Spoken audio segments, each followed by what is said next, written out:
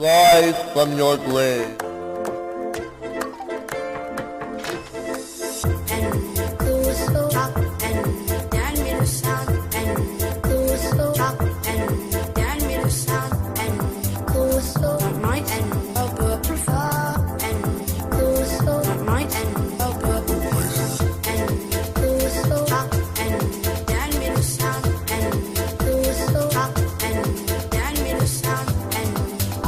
Welcome to your doom.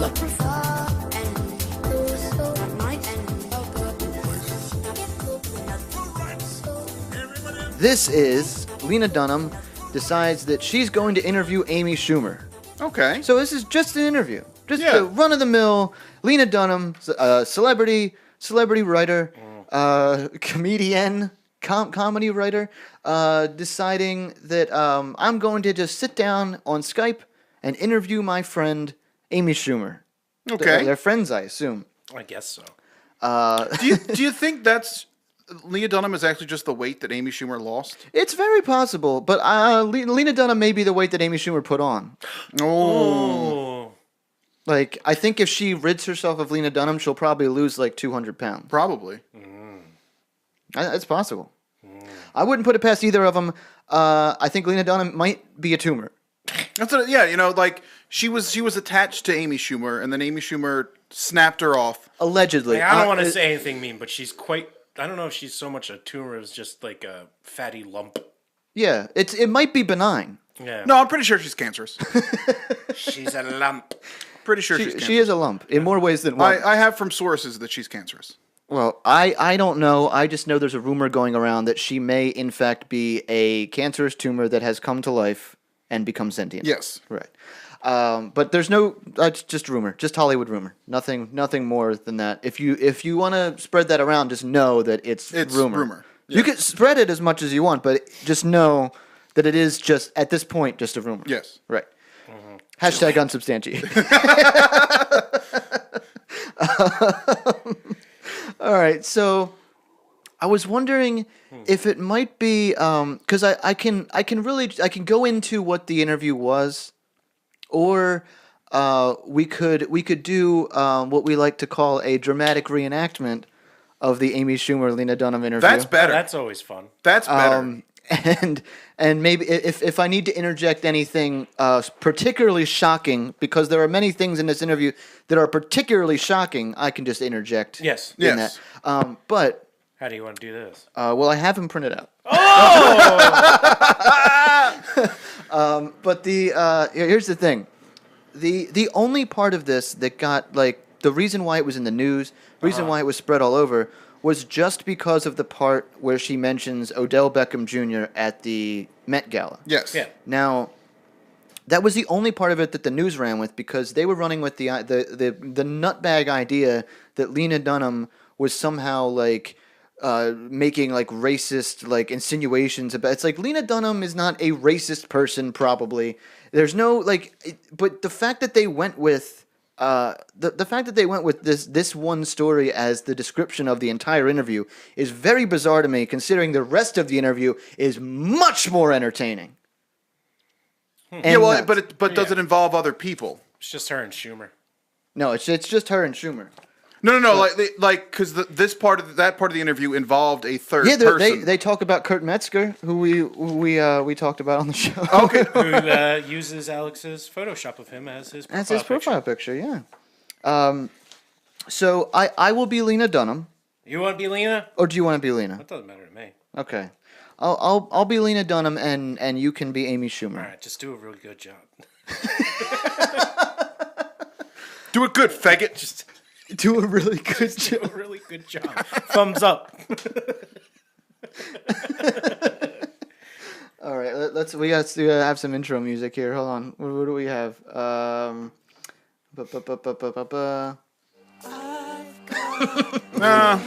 Maybe, yeah.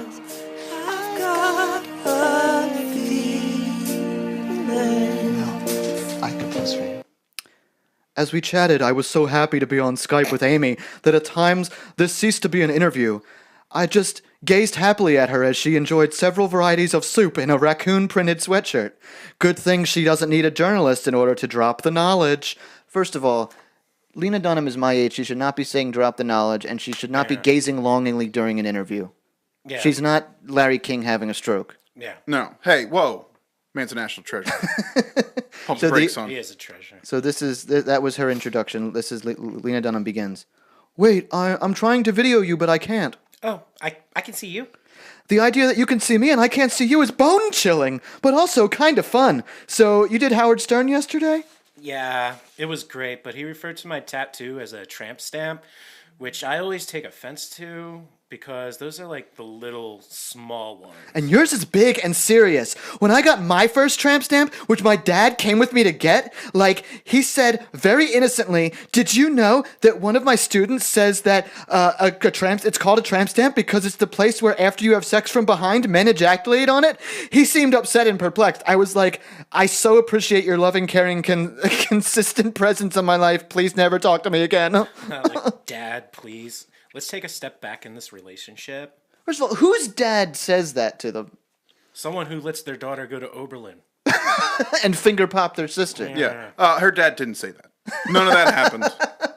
I doubt any of that happened. She remembers it verbatim, so he must have said it. That's when you know it didn't happen. Continuing. Mm-hmm. I'm supposed to interview you about your book, which is right here, which is perfect. One of my favorite chapters is the one about hustle, like how you can't knock your hustle. I'm starting to wonder more and more. I feel like this is something that you can speak to about the relentless sense of hustle. Like I'm going to work so hard, I'm going to die. Do you think hustle, fear that you'll never work again or never make your mark, comes from a place of deep anxiety or deep damage? Well, I think it's different for everybody. I think your and my hustles are very similar. We have the need to create and contribute, and they're not about the spoils. You and I were literally sitting across from each other at the Met Ball, and it was like crazy countdown to when we could escape. You were like, we're honored to be here. We're honored to be here. I left so early. When did you leave? I attempted to grind my ass on Michael B. Jordan for an additional 20 minutes and then left right after you. That's not right after you. That's you being a creep. Yeah, and that's leaving real later, creepy. And then leaving later on in the evening. Do you remember the Chris Farley character on SNL when he would interview people and he'd be like, "Do you remember that time?" This is what Lena Dunham is. That's what that is. It's like, "Oh, remember that movie that you did where you did that?" And then they would be like, "Yeah, I remember." And then it'd be a full second of silence. That was awesome. And it's not even a conversation. Like I like when an interview goes into like it's not just question answer. It's like a conversational piece where like they talk about shared experiences and stuff. More like a Conan interview. This is just Lena Dunham talking about herself. Yes. And Amy Schumer is given the opportunity to say something once in a while. Yeah, to comment on it. Right. Continuing. I was sitting next to Odell Beckham Jr. and it was so amazing because it was like he looked at me and he determined that I was not the shape of a woman by his standards. He was like, "It's a marshmallow. That's a child. That's a dog." I mean, it wasn't mean. He just seemed confused. The vibe was very much like, "Do I want to fuck it? Is it wearing a? Yep, it's wearing a tuxedo. I'm going to go back to my cell phone." It was like we were forced to be together. And he literally was scrolling Instagram rather than having to look at a woman in a bow tie. I was like, this should be called the Metropolitan Museum of Getting Rejected by Athletes. You were dressed like a boy and you looked sexy. And I really appreciated you showing me your tits several times. Yucks! So was she trying to bang Odell Beckham Jr.? No, she's married. Or married-ish. Is she? Yeah, she's with the dude from Fun. Yeah, but he could be... For like a long time. He could be... What's wrong with him? Gay? He's in the band Fun. Wait, the lead singer from Fun? No. Oh. No, but like... No. He could be her hall pass, you know? I guess so. But like is he married? Maybe they're into that cuck thing. It's called a beard. In the cuck holding. Yuck. Like is he married and he was just trying to ignore her like, I don't need this white bitch to say I had sex with her? He probably didn't know who she was and just assumed that she was like some rich weirdo that he has to be around. That's probably you're probably right. Oh, you're talking about Odell. Yeah. Yeah, he was probably just hanging out. He has his own life. He doesn't follow. He probably just didn't know. He's just like, oh, there's one of these fucking weirdos I gotta be around at these dinners. Yeah, but these athletes aren't like they're rounded up to go out to these like galas and events and stuff, and they're sat with people that they don't know and don't want to talk to. They just want to talk to their friends just like anybody else would. And so it's like, this is boring. I'm going to scroll through Instagram and he's like whatever. he's a young dude too. Like he Yeah. doesn't fucking know who half these people are. He doesn't give a shit. So now how? Like, But he just sees someone who looks like a young Martin Scorsese, just sitting Yeah, That was a good one. Good one. sitting next to him. Like, I don't know what this thing is. No, he's probably weirded out and just was just like, I'm just gonna chill here What's on even my phone. I'm here. What's even more chilling is the way she describes herself. Like, she's not like, she didn't talk to Odell Beckham Jr. He didn't give her any kind of impression like this. She just described like what she feels other people see when they look at her. Yes. Which is an inhuman marshmallow thing. A dog. Yes. A dog marshmallow. A dog. A dog mellow. Should I fuck it is Yeah. probably the most chilling sentence that she's ever written. Self-loathing and blaming somebody else. Yes. Continuing. I loved this year when you were like, I'm not fat, I'm not skinny, and why do I have to be this plus size category after a magazine called you plus size on their cover? I know it ended up being a fucking pain in the ass for you, but what I was so glad about was that you were just being like, why, when you see a woman and she has 18,000 contributions to the world, would you desire to place her in a random category you came up with? Right. I said, I think it's unfortunate that we still live in a time and a country where normal isn't good enough. The media body shames women of healthy, normal sizes. That's why I spoke up about the plus size thing. Because plus size, unfortunately, still does have a negative connotation. And that's why she didn't like it. Correct. Yeah, but she denied that in the biggest, like, not that there's anything wrong with that Seinfeld-esque kind Yeah. of way. Well, because she was like they were the magazine cover was like praising plus size women for being celebrities and being in media and like ignoring the whole like media stereotype. You have to be a skinny girl to succeed and whatever. And she's like, hold on a second. I'm a size 6. I'm not plus size. Yeah, she's like, whoa. Plus starts at 12. Not that there's anything wrong with that. Yeah. It's nuts. This is nuts stuff. People always ask, how do you feel about the fact that everything you say gets taken out of context? How do you feel about the fact that you can't speak out without outcry? I've retreated in some ways on Twitter. There's things there's things I have to do for self-preservation. The past few weeks, I didn't even want to make you talk about it because it's the fucking worst. I'm fine to talk about it. I don't know what she's talking about. People wanted you to speak out about something a fellow comic, Kurt Metzger, who had been a writer on your show, did. A Facebook post he made in which he was a real dick about rape and women who had been assaulted. And you were just like, cut me a fucking break, people. First, I was like, fuck Kurt.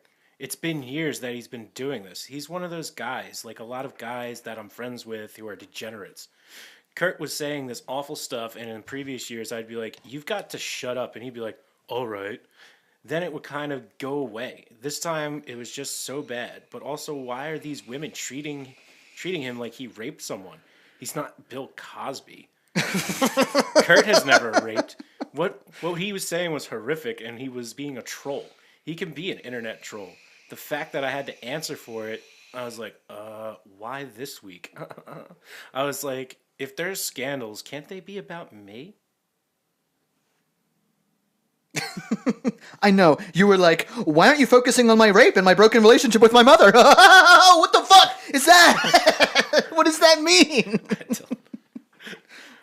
Oh, man. Wait, Amy Schumer's rape and broken relationship with her mother? I don't know. Or is Leah Dunham projecting again? I don't know. Don't know. But she's like Amy Schumer jokingly says, why can't these scandals be about me? And Lena Dunham just goes, yeah, like when you got raped, or your broken relationship with your parents.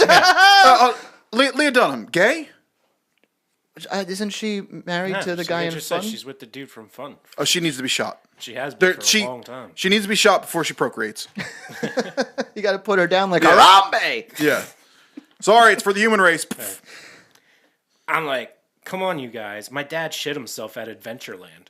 I do understand that Kurt's actions would come back to me. I can see myself thinking that if I heard somebody on someone's staff was doing that, I'd be like, I wonder how they're going to handle that. I get it. And I wasn't even resentful of the connection. I was resentful at the lack of trust. Like, have I earned any goodwill with you guys? Do you believe that I feel that rape victims should be shamed on the internet? Have I built up any sort of goodwill? The other thing that I get really crazy about is the new world in which women aren't just supposed to be protected from actions, they're supposed to be protected from language. Women are so strong. My ovary has basically exploded in my stomach twice, and I was pretty chill about it. Oh, good. Then she can't have children. Okay. You think I can't listen to some short comedy loser say something dumb about rape? Right. I'm not going to cry. I'm a fucking queen. Yes! I don't think anyone should be a troll on the internet, but I also get crazy about the idea of trigger warnings because a book isn't what I have a problem with. What I have a problem with is the actions in the world. I understand that art and public figures teach people how to behave, but I want to be outraged about what's truly happening because it's always happening. Wait, hold on. Go back. Read that last thing again. That last. I understand that art and public figures teach people how to behave, but I want to be outraged about what's truly happening. The way I heard it was, I want to be outraged. Like she was looking for things to be outraged about. I get it. The crazy thing here is that she's trying to say that she doesn't do this, that she doesn't like complain about things that people say that she feels are problematic, or that she is the one shoveling coal into the outrage machine. I don't understand why she's shoveling diddled baby sisters into the fire. Babies taste the best, especially when they've been diddled. Right. I don't understand why she's like talking to Amy Schumer, who because I think it's because Amy Schumer has sort of even though she gives off that kind of feminist vibe, she when it comes to comedy and art and that kind of stuff, she's kind of more chill about not saying you shouldn't be saying this. This is the problem. She's trying to keep it real without anyone disliking her. And Lena Dunham's like, oh, me too, same. Yeah. It's like no, you're not the same. You don't do the same thing. You've done this twice this summer, and you say every time an issue comes up, is it Chinese food is cultural appropriation? I don't know what that means. No. All right. Right. I was like, can we focus on the rapist? What about the guy actually raping? How about that guy?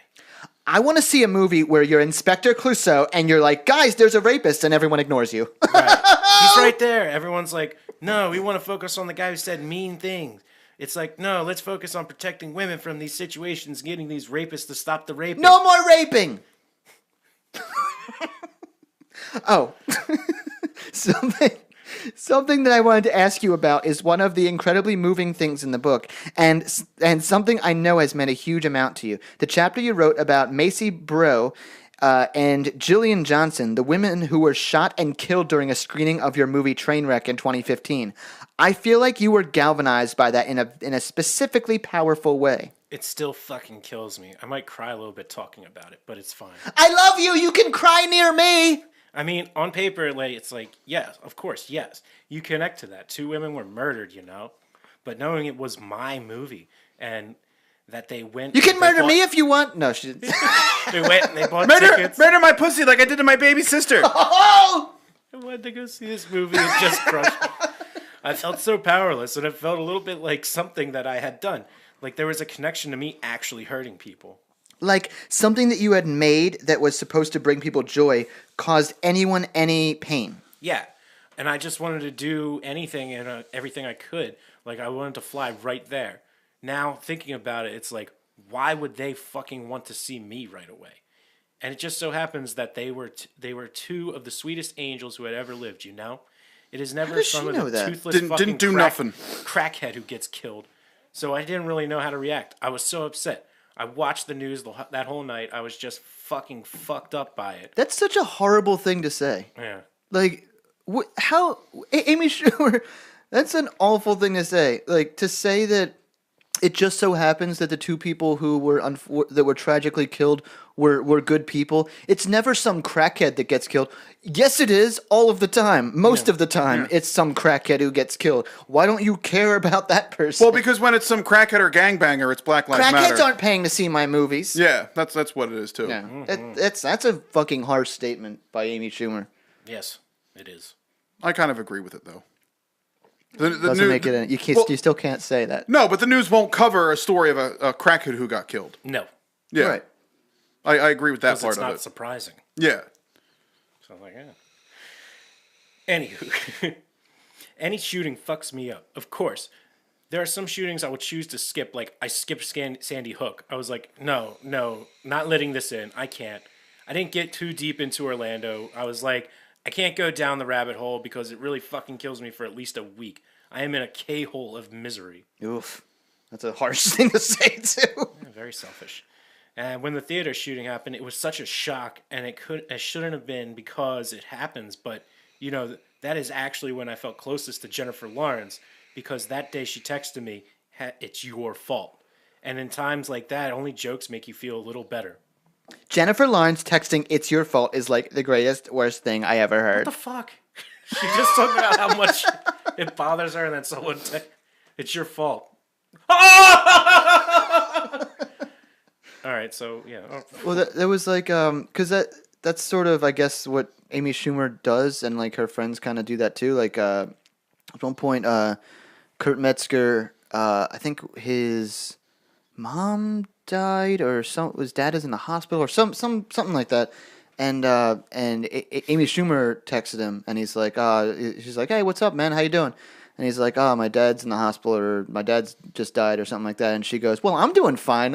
Just signed this $1 million deal." Yeah. And he's like, and that really cheered me up because it was like her, like, Yeah. she's making a joke, and that's what we do when we feel like we can't say or do anything. Well, that's fine, but you don't talk about how much it was hurting you at the time it happened. Well, no, as an interviewer, when the interviewee, has this emotional thing, and it's just like, oh, that's the greatest and worst thing I've ever heard. It's like, no, there's more to that than just the last thing you heard. Yeah, Lena Dunham just tunes out everything that she says and then picks up the last sentence. That's and what then it goes is. on that. It's the last sentence. Yeah. Yeah. And Maybe she's, you know what? She's probably doing this interview with a conveyor of baby girls next to her. She diddles them, and then the next one comes up, and she can only pay attention to the last sentence. keep doing that. That's fun. I am. Again, she's going to be introduced as Leah Dunham, the woman who diddled her sister. Why not? Meh. If that's the way you're going to introduce Josh Duggar, that's the way you should introduce Lena Dunham. exactly. It's true. It's true. Back to our story. And then I got really angry, and I was like, this is not okay. I want to really do something. Chuck Schumer called, and I answered and said, I hope this is about preventing gun violence. And he said, yes. Do you want to do that's something? the way you answer the phone.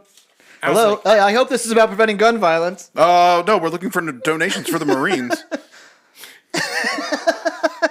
I guess that's completely the opposite of what you're talking about there. I mean, we could, we have a ball coming up. We're selling tickets to. You're a big. As long as the children dying are brown, I'm fine. Well, brown are the same. That's the way it works. Yeah, same faces. Yeah. Right. same face. They can't be adorable like the two people that were shot during Amy Schumer's movie. No, exactly. They have to be like drug addicts. Well, they weren't brown. Right. Yeah. Yeah. Precious white snowflakes in Amy Schumer's movie. Yes. Two precious white snowflakes tragically gunned down. There was only one precious snowflake in Amy Schumer's movie, and it was John Cena. That was fucking hilarious. Yeah, he might have been the best part of that movie. But He was the only good part about that movie. And I was like, yes, let's work together. I really want to help. So then I started going to events and meetings, meeting all these families of victims. I got to the White House with my brother and my sister when Obama signed his executive order on gun control. And all these people were there, all these victims of shootings, all these people who joined this movement to try and help stop gun violence. And they come over and they're like, thank you. Because nobody listens to politicians. They listen to celebrities. So thank you. Please keep helping us. Hearing that and seeing Obama deliver that speech, like tears just shot right out of his face when he started crying about the first graders being shot. I was like, I'm a lifer, and then I am in this. I really hope I don't have to die for it, but I would. Hold on. Barack Obama did not sign an executive order about gun control. No. Didn't happen. That didn't happen. No. So No, she that was. didn't. He She signs was. an executive order. He came out and spoke out. She was not at the White House with her brother and her sister when Obama signed his executive order on gun control because he did not sign an executive order on gun control. She was probably there when he spoke Yeah. on the matter. That's why people listen to politicians and not celebrities, because celebrities don't know what the fuck they're talking about for the most time. Well, proof's in the pudding. Yes. Well, they can tell a better story. Right, and it's a lovely story. Never It just forget didn't happen. George Clooney's smug cloud. Just like all Lena Dunham stories. What? George Clooney's smug cloud. Oh, the smug cloud. Yeah. The cloud of smug that Yeah. takes over the town.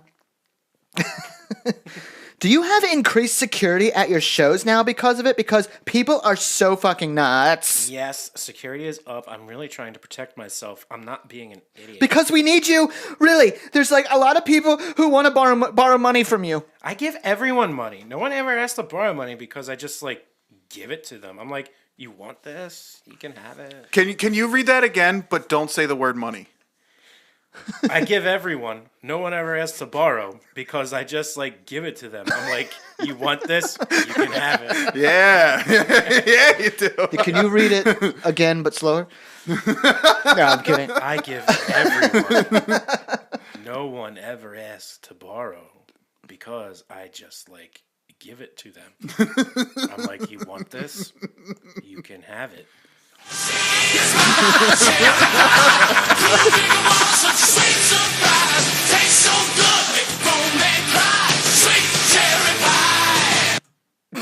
That's great. You're like, I have this, and I'm so upset that I have been allowed to have it. I'm like, it is crazy that I have it, so please take it.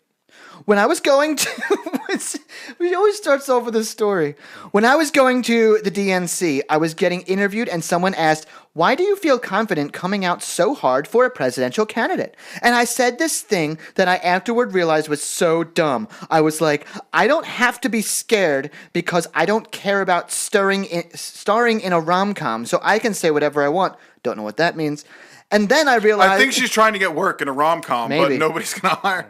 And then I realized Amy is busting this whole thing wide open because she's starring in marketable movies. Not everyone Not who anymore. comes to see your movies shares your belief, and they still are fucking showing up to them. Some of them getting shot. And that is you, like, busting open the idea that we all have to toe the line in order to be commercially palatable. You are basically saying it's done. Well, yes, I hope so. But what I'm also saying is if I make less money, it's okay. I will make less money on this tour than I'm about to go on because I talk about Hillary. I feel like I'm kind of on the campaign trail by myself doing all these shows. I'm just like, yeah, if you're voting for Trump, if you're going about that gun life, you are not going to love the show. I just want to say one more thing, which is the book is really beautiful and really funny, and it's very exciting that you can buy it in the airport. I haven't seen it in the airport yet. Maybe I'll see it at the airport tomorrow. You are going to die when you see it in the airport. It's like the I've made it moment.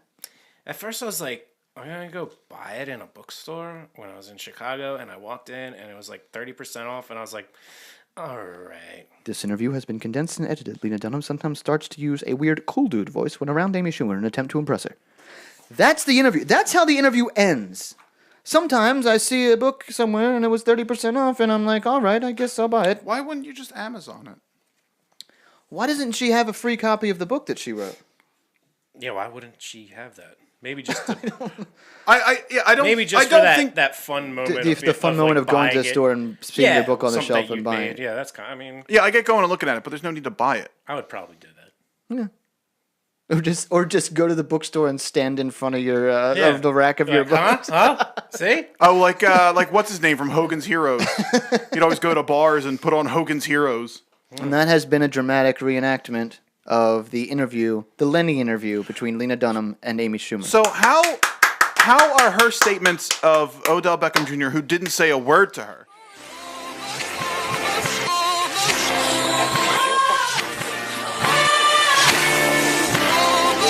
This has been a Sailor. For more, go to SailorTwift.com. It's funny because it's libelous.